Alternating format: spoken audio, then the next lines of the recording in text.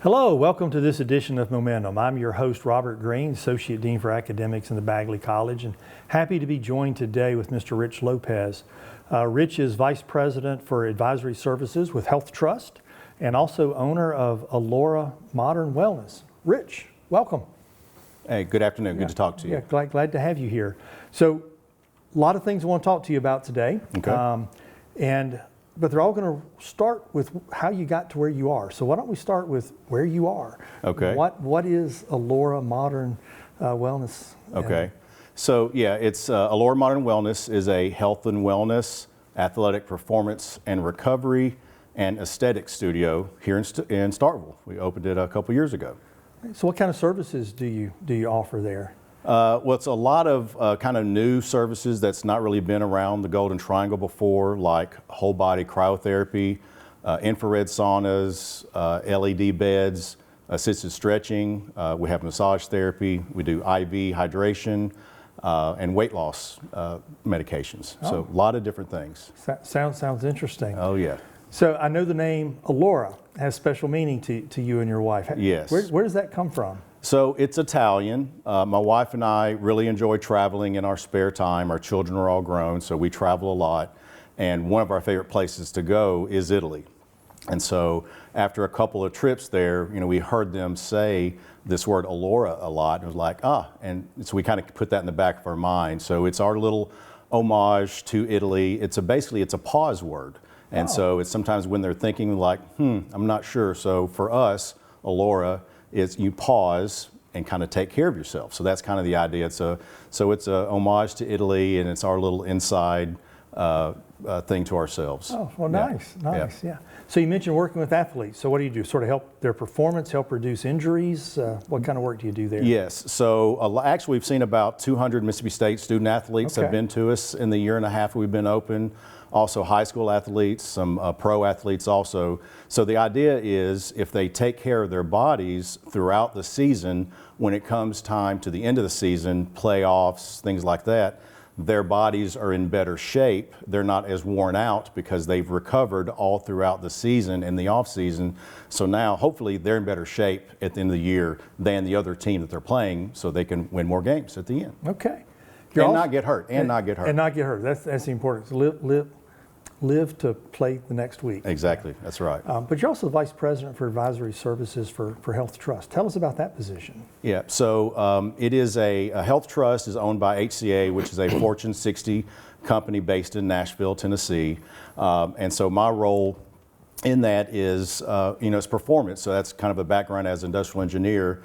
It's how do we help hospitals improve their performance? So we sell technology that helps managers of hospitals manage their staff and the facilities better through staffing, scheduling, productivity monitoring, benchmarking with other hospitals to make sure they're operating at the best possible cost. Okay. So I understand you're from California, but moved to Mississippi and grew up in Lee County, not too far away from here. And that's right. Of course, you graduated in industrial and systems engineering in, I think 1993? 93, yep. So how did you get to Mississippi State? Well, so I went to high school in Saltillo, Mississippi. Okay. So in Lee County, like you said, so grew up in the in the small community called Friendship Community. So if anybody's heard of that, you've done a good job because there's probably 50 people in that community. So, but went to Saltillo High School, had really great teachers, was pretty good in math and science, and so was encouraged to try engineering. So I followed their recommendation, and so that's how I got to kind of the engineering background. Is great teachers, great advice. Said, hey, you pick that as a career, you'll be able to do well for yourself and your family, and that's what I did. Okay, but you didn't come straight here though. You went to a community college for a couple of years. What led you to that decision? No, great question. So being from Lee County in that area, so Northeast Community College in Boonville is very close, 30, 45 minutes. So really it was a great first step for me. First generation college student. Financially, it was really my only solution is, hey, I can get started. Lived at home my first year, moved to Boonville the second year, so got a chance to kind of take small steps getting that college experience. So it was Really had a great time when I was at Northeast, and then transferred from Northeast and came to State after that. We do have a lot of our students, a lot of our graduates go to a community college, and a sure. fair number come from Northeast. Yeah. What was the transition like for you from a 2-year to a 4-year school? What advice might you have for some of those community college students now who are thinking about making the change? Yeah, I think I would say Northeast. I mean, I think I enjoyed the atmosphere. Most people outside of the state don't understand kind of the junior college of Mississippi. I mean, they've got lots of activities, lots of athletics and social activities, lots of different things you can do. So I think once I got here, I definitely had to buckle down more. I think would be the biggest transition. Getting those junior, senior level classes, they were harder. So transitioning from high school, then got a little harder at junior college, got a little bit harder. Obviously, got a little bit harder once I got to State. So. I think the transition was, hey, you can do it, but you're going to have to be serious about it and take your coursework very seriously, and you can do it. So the advice is, make sure that you enjoy it, have a good time while you're here, because that's one of the good things about Mississippi State. There's lots of social activities you can do, lots of sports, but you got to take care of the academic side, right. And don't let that slide. Yeah. So that's the biggest thing. You also took advantage of our cooperative education program while you were here. How was that experience? I did. No, it was great. And I think several things about co-ops. One is, it gives you a chance to get some professional experience, and it can either be that you find out this is something that you want to do, or you can find out, this is not what I want to do. Right. And so either way, it's a great experience. So I would recommend it for anybody. It did take another semester too, because I basically alternated from school and then working. So I've got a year's worth of working experience by the time I graduated. But great experience that I did, and I would recommend for anybody. Good. Yeah, we hear that from a lot of our students. Yeah. But one of the questions we get is, well, like you said, it did take a year away from school. Did that have any significant impact on your career or education, or do you think you're sort of where you were, or maybe ahead of where you were had you, by co-op? Good question. 30 years later, I'm not sure. I'd say yes, it did add another semester to the class, but one of the semesters that I did it was during the summer, so I wouldn't have necessarily been in school that summer anyway. So yeah, it did add another semester, but the professional connections that you're meeting, the chance to network, the chance to be in a professional environment. I think whatever I lost by missing a spring semester or being a fall semester, I just made it to the next spring or the next fall.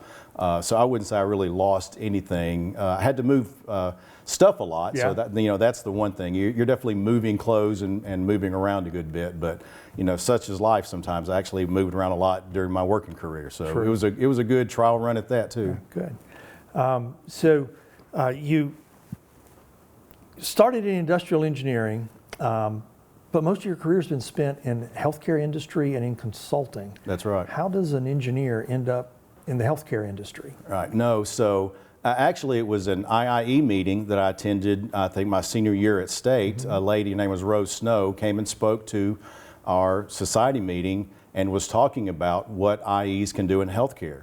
And so that kind of got me thinking, I didn't realize, manufacturing obviously is one of the primary things a lot of IEs do. And so that got me thinking about healthcare as an option. And as fate would have it, there's 3 of us in Nashville, all working in healthcare, IEs. And all 3 of us are doing very different things within healthcare. Myself is in more on the hospital operations side.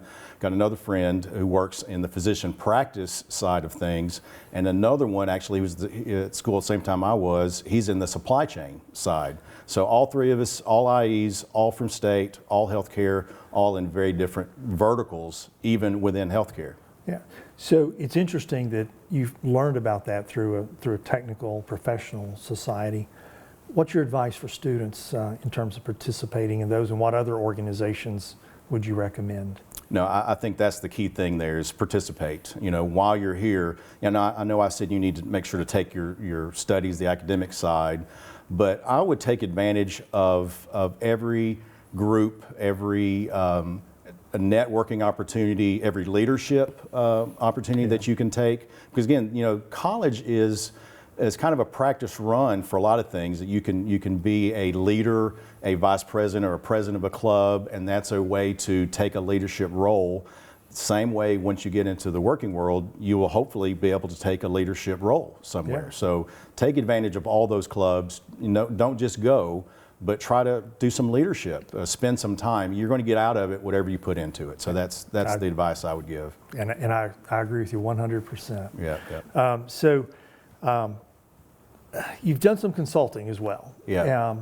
That's sort of a what does a consultant do kind of thing. Yeah. And I get that question from prospective students. Sure. So tell us, what is a consultant? What was a typical day like for you as a consultant? Yeah. So, I would say there's no such thing as a typical day. That would be the first answer. And that's one thing I liked about it is every day is going to be a little bit different. So, if you're the type of person who needs to know, I need to know Monday, Tuesday, Wednesday, what I'm going to be doing, consulting probably isn't for you. So if you like variety, I've been to 49 different states, and most of those because of consulting. But the way we look at it is the leaders in the hospitals, the staff in the hospitals, they've got a full-time job taking care of patients and running their departments. They don't have a lot of time to help improve their operations. Okay. So that's where we come in, is we kind of watch and observe and give them observations and recommendations on how they can improve, and again, how they can watch what their costs and